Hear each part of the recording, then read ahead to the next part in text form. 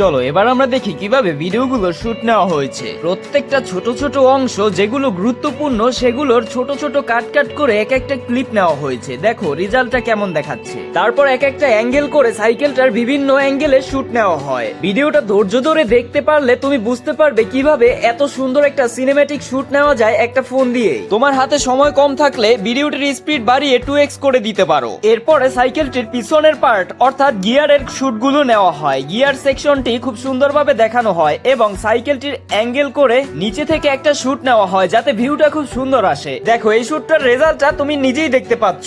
Cinematic shoot নেওয়ার জন্য wide angle থেকে ভিডিও করলে সব থেকে ভালো লাগে। তারপরে আমাদের দরকার সাইকেলের সামনের চাকার ছোট একটা শুট যেটা আরো একটু সিনেম্যাটিক হবে। এগুলো ছিল সবই নরমাল পার্ট। এরপরে হচ্ছে সব থেকে গুরুত্বপূর্ণ পার্ট। এই একই টাইপের সিন বারবার করতে হবে এক এক অ্যাঙ্গেল থেকে। এর আগেরটা ছিল 40 ডিগ্রি অ্যাঙ্গেলে, এবার একদম সরাসরি ব্যাক সাইডে শুট নেওয়ার পরে আবারও ওই একই সিন করতে হবে, একটু ক্যামেরা হালকা নড়িয়ে। গেম বল থাকলে আরো ভালো হতো। সাইকেলে পা উঠানোর সময় আমরা মোট 3টা সিন নিব। এবার ওয়াইড অ্যাঙ্গেল থেকে একটা সিন নিব।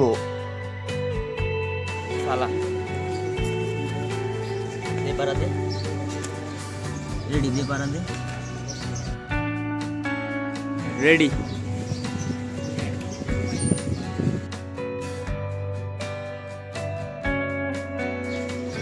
রেডি, চালাও।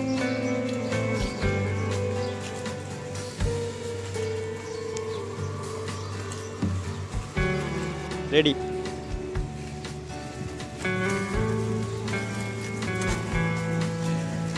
চালায় যা, টান দিয়ে যা।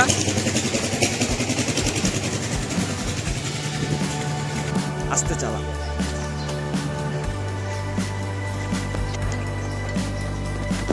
চলো এবার আমরা ভিডিওটির একদম ফাইনাল রেজাল্টটা দেখি।